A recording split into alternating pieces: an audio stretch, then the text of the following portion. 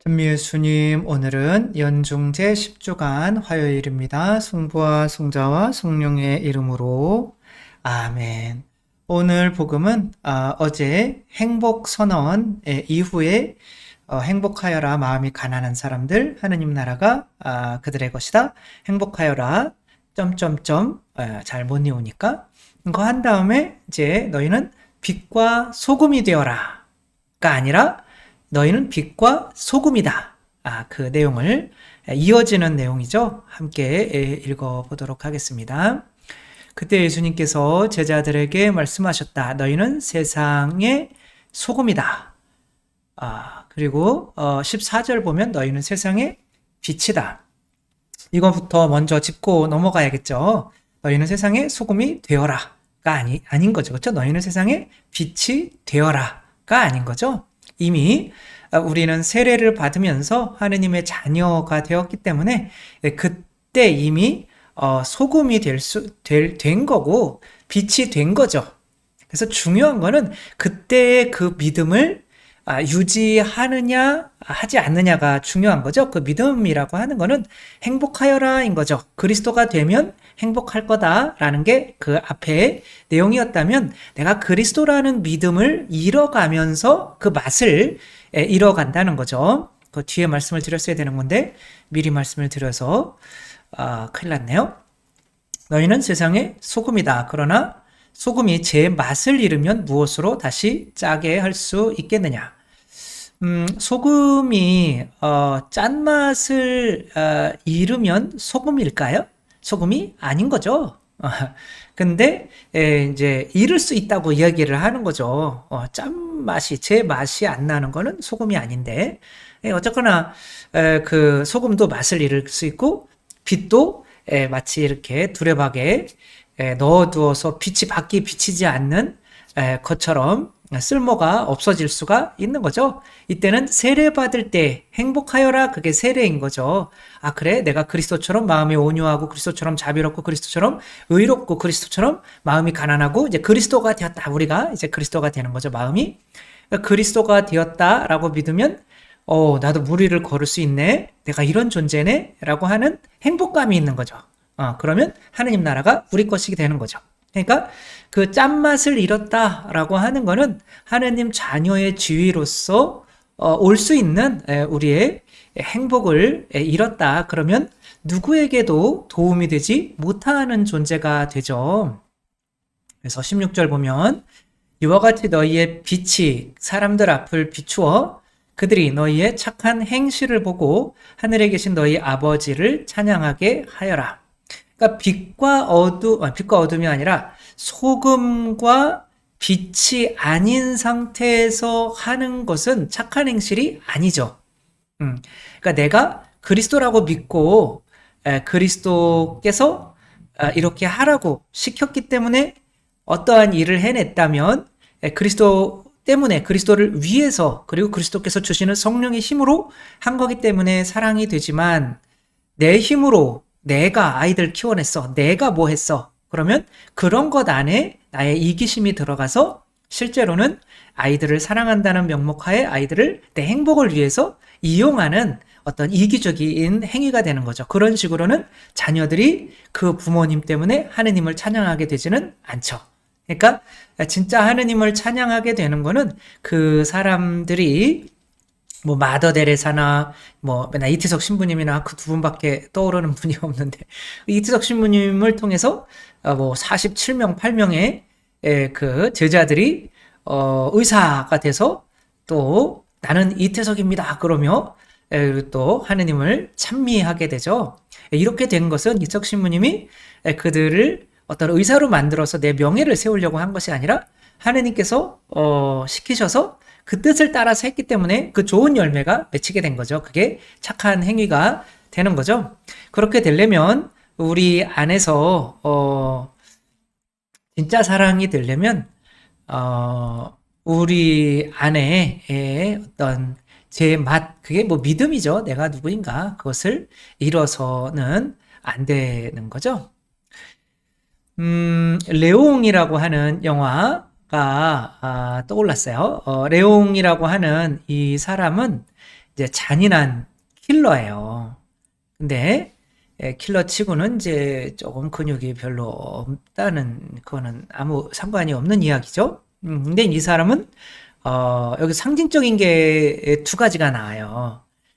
더 나올 수도 있는데 우유를 마시고 항상 우유를 마시고 화날 때도 마시고 기쁠 때도 마시고 목마려울 때도 마시고 술집에 가서도 우유 마시고 커피집에 가서도 우유 마시고 그러니까 우유라고 하는 거는 이 킬러인데 이 사람이 아직 어른이 되지 못했다라고 하는 것을 의미해요.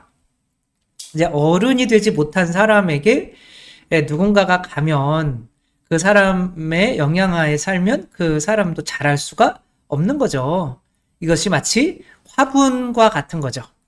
그러니까 화분은 자랄 수 있는 것에 한계가 정해져 있죠. 그리고 그 화분에 있는 것이 자라려면 햇빛도 쬐어줘야 되고 물도 줘야 되고 뭐 닦아줘야 되고 이 화분을 자기 생명보다 더 소중하게 여겨요. 이 사람은 킬러 다른 사람을 돈 받고 죽여주는 거예요. 근데 아무런 관계에 다른 세상과 관계를 맺고 있지 못해요. 왜 그러냐면 이 사람이 아주 어렸을 때 여자친구가 있었는데 그 아빠가 반대를 막 해서 싸우다가 여자친구가 아빠 때문에 죽은 거예요. 그래서 이 사람이 승질나 가지고 그 아빠를 죽인 거죠. 그러니까 어렸을 때 그 이후로 자라질 못한 거예요.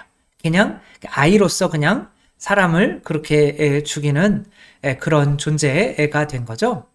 근데 이제 이 화분을 땅에다가 화분에 심지 말고 땅에다 심어 놔야죠. 그래야 자기가 저절로 자라죠. 라고 알려준 여자가 아이가 하나 있는데 맨날 집에서 아빠한테 맞아서 얻어 터지는 마틸다라고 하는 여자아이죠. 이 여자아이는 이제 아무튼 불쌍한 아이인데 이 마틸다를 가 이제 뭐 굉장히 잔인하고 뭐 그런 영화긴 하지만 이제 타락한 경찰 아주 간부에게 가족이 다 몰살을 당해요.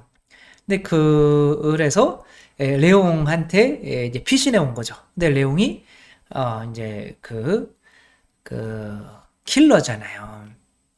근데 레옹은 안 받아주죠. 누군가에게 본인이 심겨진 적이 없는 거예요.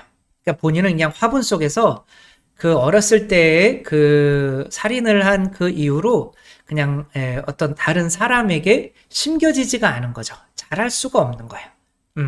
그러니까 이제 거기에 딱 머물러 있는 거죠. 근데 이 아이에게 이 레옹이 심겨지는 거예요. 이 아이는 물론 이제 아빠 또 가족들 동생의 원수를 갚기 위해서 막 이렇게 사람 죽이는 법도 막 배우고 막 그런 것도 하지만 이 아이는 진짜 뭐랄까 사랑이 뭔지 알려주는 이 화분보다는 조금 더 큰 어떤 땅인 거죠. 그러니까 그 땅에 이제 마음을 주는 거죠. 이 레옹이 마음을 주고 이 아이가 뭐 원수 갚겠다고 혼자 가서 뭐 되나요? 잡혀가지고 있는데 또 이 아이를 위해서 이제는 자기 목숨을 바치고 이 아이를 구해내죠. 그래서 이 아이가 이제 이 남자는 이제 이 아이를 위해서 목숨을 바쳤고 이 아이가 이제 세상에 나와서 이게 그 레옹의 상징인 거죠. 그 레옹의 그 화분을 땅에다가 이렇게 심어주면서 영화가 끝나죠. 더 큰 땅에 심겨져라 이런 거죠. 그러니까 우리는 어딘가에 심겨지는 존재죠. 근데 이 땅에 심겨주면 땅과 하나가 되는 거고 화분에 심겨주면 화분과 하나가 되는 거고 근데 내가 어디에 심겨졌느냐에 따라서 내 정체성이 달라지는 거죠. 내가 정말 땅, 지구의 일부분이 되는지 아니면 작은 흙덩어리의 일부분이 되는지는 그게 이제 정해지는 거죠. 근데 우리는 어디에 심겨지는 사람이에요? 하느님께 심겨지는 사람인 거죠.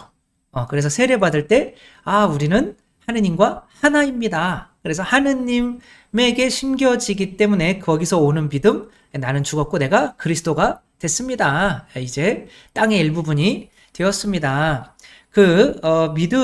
믿음을 가지고 있다면 나도 하나의 큰 땅이 돼서 나에게 심겨지는 사람들은 또 나도, 우리도 하느님이 될 수 있나? 이런 믿음들을 가지게 되니까 정말 그 사람들은 이 사람을 통해서 주님을 찬미하게 되겠지만 내가 하느님이라는 믿음을 가지고 있지 못하면 누구도 나에게 심겨져서 주님을 찬미하게 되는 일이 없겠죠.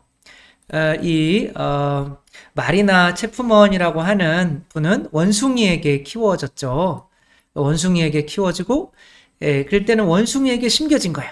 그럼 본인이 믿음이 원숭이에 머무르는 거죠. 그럼 원숭이만큼 살아가는 거죠. 그 다음에 사냥꾼들에게 잡혀서 창녀촌에 팔려버렸죠. 그러면은 그 창녀촌에서는 그 창녀로서의 정체감대로 살아가는 거죠. 그런 삶 안에서 주님을 찬미할 수가 없겠죠. 그리고 나중에는 정말 사랑이 많은 분을 만나서 그분과 결혼을 해서 딸도 둘 낳고 이제 아주 훌륭한 또 책도 쓰고 이런 분이 되셨는데, 그렇게 되면 그 남자들을 통해서 그런 남자를 내가 보내주신 하느님을 찬미하게 되겠죠. 우리는 누구에게 심겨지느냐에 따라서 내 정체성이 정해지고 그 내 정체성은 나는 누구인가라는 거죠. 그리고 그거대로 내가 살아가고 또 나에게 심겨지는 사람들이 또 내가 하느님이라는 정체성을 가졌다면 나는 하느님께 심겨진 사람인데 또 나에게 심겨지면 또 그 믿음을 가지게 되기 때문에 나를 하느님이라고 믿게 하신 그분을 이 사람들이 찬미할 수가 있는 거죠. 그래서 저는 절대로 나는 죽었으면 나는 그리스도입니다. 이런 것들을 멈추지 않죠. 적어도 제가 여기 본당 신부로 있는 동안에 저에게 심겨지는 신자들은 그래 내가 죽었고 내가 그리스도야? 내가 그리스도처럼 정말 물 위를 걸을 수 있는 존재야?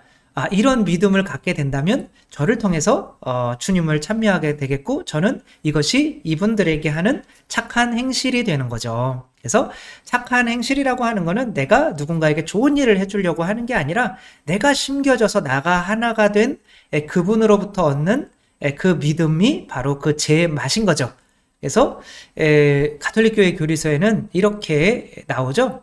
사제란 자신이 먼저 사제가 될 것이고, 그리고 신자들을 자신이 먼저 하느님이 될 것이고, 신자들을 하느님으로 만드는 사람이 바로 사제다라고 이제 정확히 다시 한번 읽어드리겠습니다.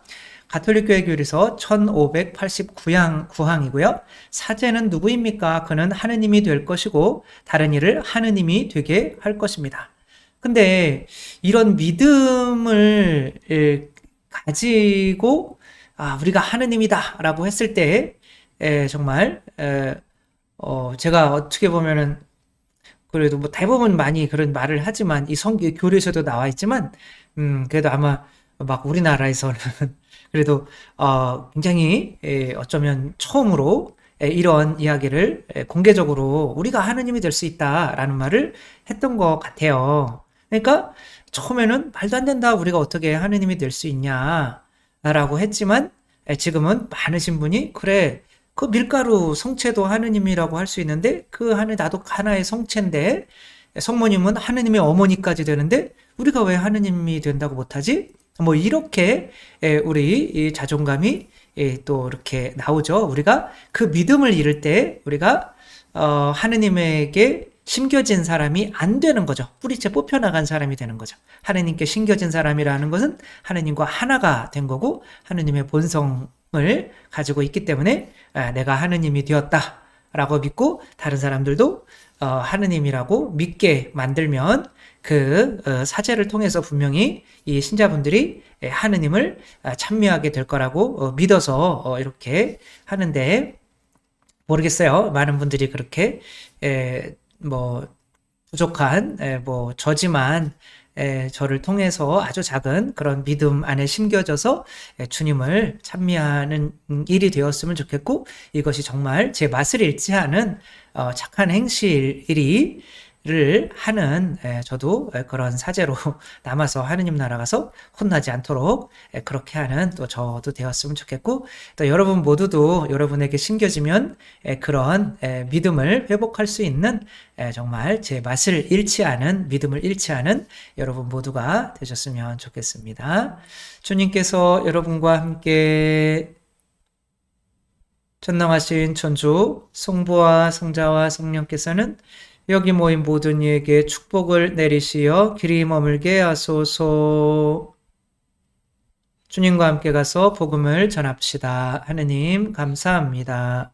성부와 성자와 성령의 이름으로 아멘. 감사합니다. 사랑합니다.